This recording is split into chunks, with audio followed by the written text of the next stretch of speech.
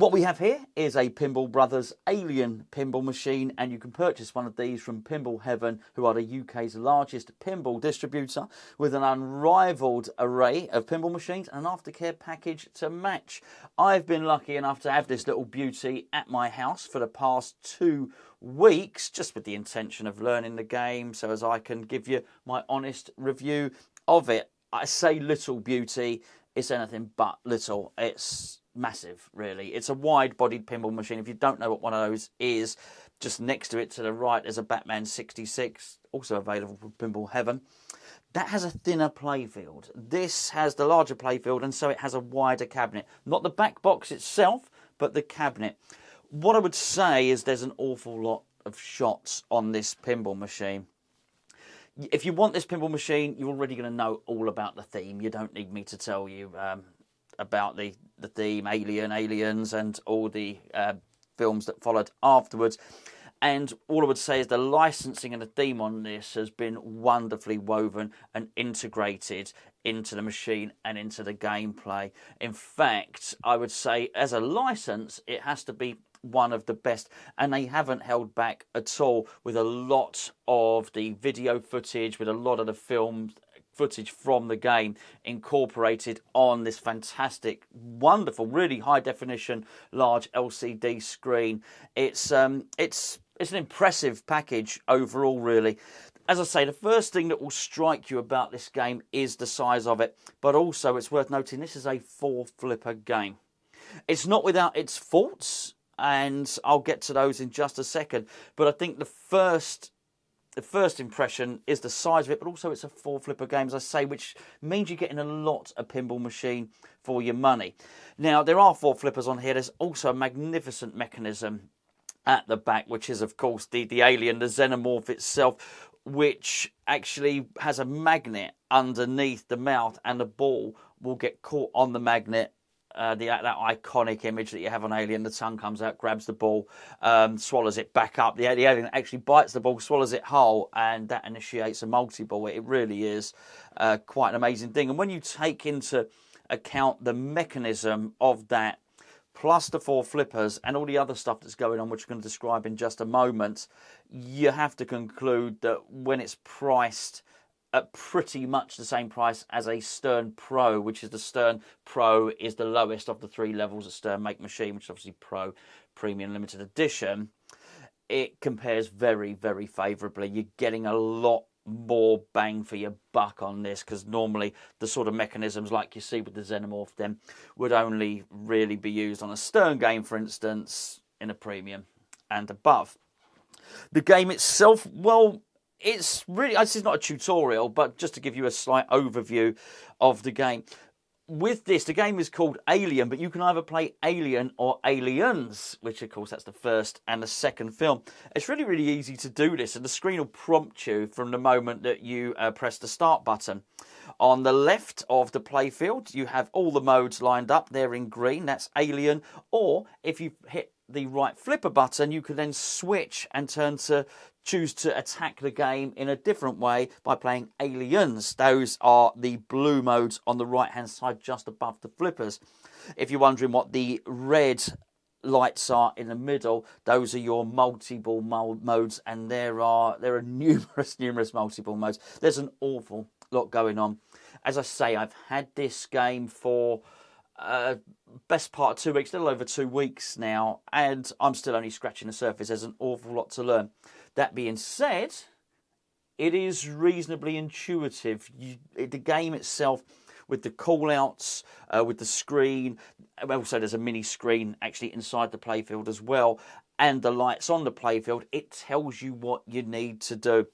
For instance, the Xenomorph at the back of the playfield, there are 2 targets just under the jaw. It will actually tell you how many more times you need to hit the Xenomorph. There's a call-out which says hit the Xenomorph 1 more time to get multi-ball. So that's really cool, and sort of helps if you're in a sort of frenetic moment in the game where you don't really have the opportunity to look up and look at the screen. First of all, if we just go from left to right on the playfield, on the left you have a ball lock which gives a mystery prize. Just inside from that you have an orbit. The orbits on these games are excellent. and I struggle with orbit shots myself. These are really good, really enjoy these. So that's the spinner with the next shot along. Next in, so third shot in from the left is a ramp. That's a ramp that will take the ball all the way back to the left flipper. Not the best flow on this table, if I'm honest, once you start hitting the ramps, but it's an easy to hit shot, and it's a good shot. The next along is a ramp which also leads to the left flipper. Now that ramp can only be hit by the flipper on the top right of the playfield. One thing I'd say about the upper flippers on this game, which I don't find with a lot of games, is not just one or two shots you can hit. For instance, that flipper that I just mentioned on the right, you can actually hit at least 4 shots from it, which is, I think, is really good. And the same with the upper flipper on the left. From the upper flipper on the left, you can hit the right ramp, which we'll get to in just a second. The next shot along is the scoop, and the scoop is where you initiate the modes. The modes we discussed earlier, that's just underneath the screen. A couple of targets to the left and the right of the scoop. To the right of that, we have the xenomorph, which has a magnet in front of it. But that's not the only magnet in this game. This is what I'm saying. You're getting a lot packed in to this game. You really are. Just to the right of that, the pop bumpers. Okay, look, they're pop bumpers, but I really like what they've done with these. They're the eggs, obviously, from the film, which hatch out. I don't know what they're called, you know, the aliens that sort of cling to your face, the embryonic alien or whatever it is. They change colour, as a lot of the lights do on this game.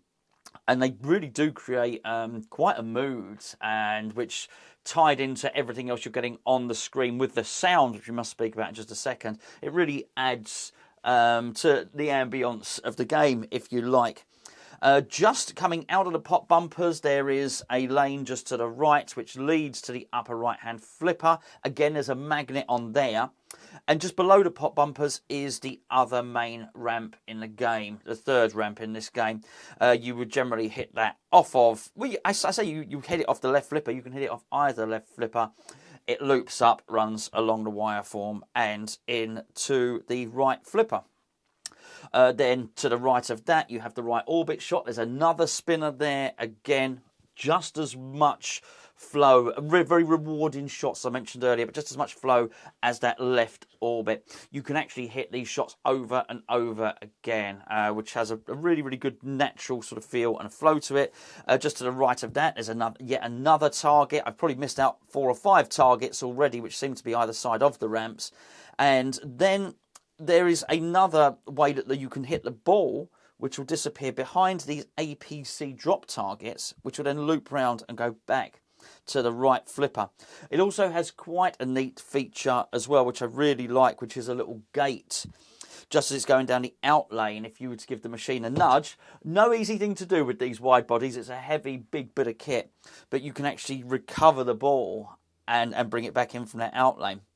One other feature I should probably mention is on the left out lane, there are 2 lights which say revive. Again, you can try and nudge the ball, and if it runs over one of those lights, then you get your ball back. So there's quite a lot going on with this game. The slingshots are absolutely fantastic, where the as I say, I wish I knew the names for these alien things that cling to your face. I know them from the film, but they move when the ball hits the slingshot. So really good.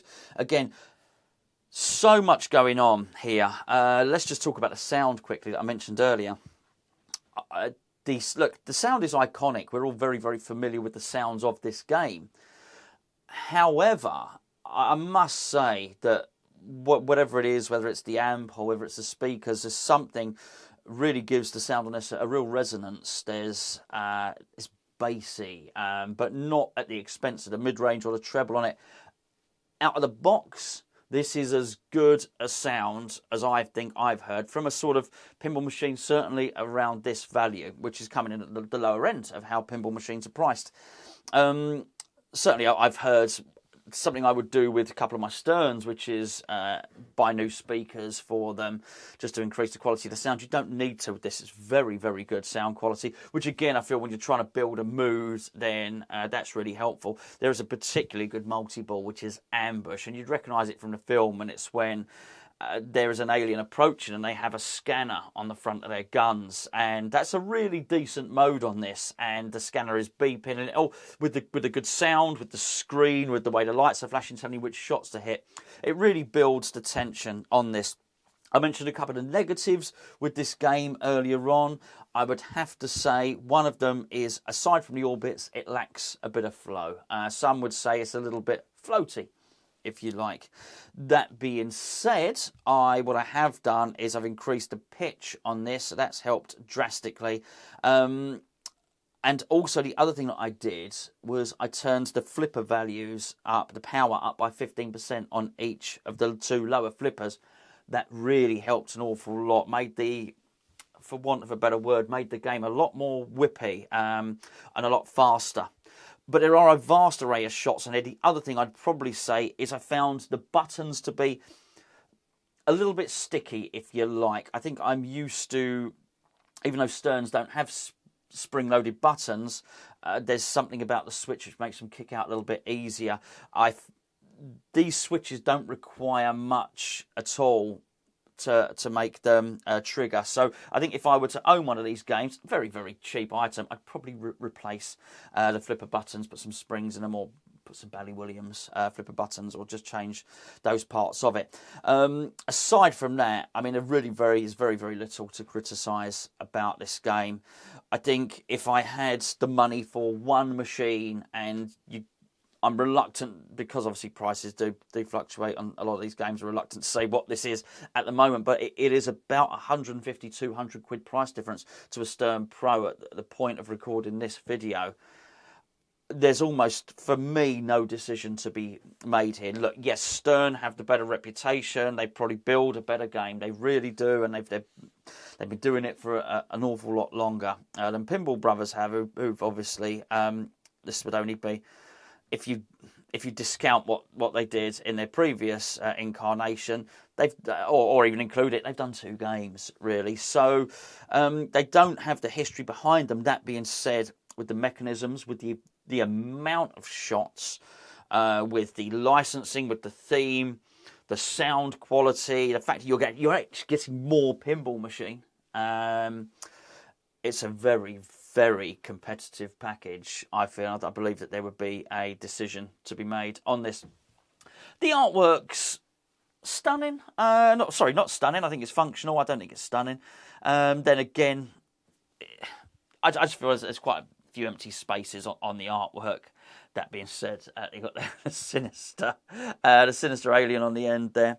The back box, I think, looks a lot better because there's just a bit more artwork on it, and it's framed pretty nicely. If you remember what the inside of the craft looked like in it, it's got that look. It sets the scene for that. The playfield, I really like the playfield artwork. I do actually like very, very much indeed. There's a lot of tie-ins from the film on here, as you would expect. I think they've done the license justice, I have to say, with this. I do. As you can see, I haven't got an encyclopedic knowledge of the films, but I've seen them both 2 or 3 times. I wouldn't say that I was one of the part of the cult following of the Alien genre, but even with my limited knowledge of it, I can tell you now, I think they've done the franchise justice. They really have. Xenomorph's a great mech. The pop bumpers, as I mentioned, 4-flipper game. The slingshots are great. Couple of different ways to recover the ball, even once you feel you've lost it. The video clips, I'm not going to be able to do justice in this video because, for licensing reasons, but hopefully you've seen a little bit during the gameplay. There's a lot to love about this game. So there you go. That's the Alien from Pinball Brothers, courtesy of Pinball Heaven. The link is in the description underneath this video. Go and check out the website if you want to go and get yourself a new pinball machine. If you do, if your budget is at the bottom end, which is what this is, there is a higher model than this, which is the LV, which is the limited version. But if your budget is at the sort of Stern Pro, then you'll be very much looking at this. It's well worth a consideration.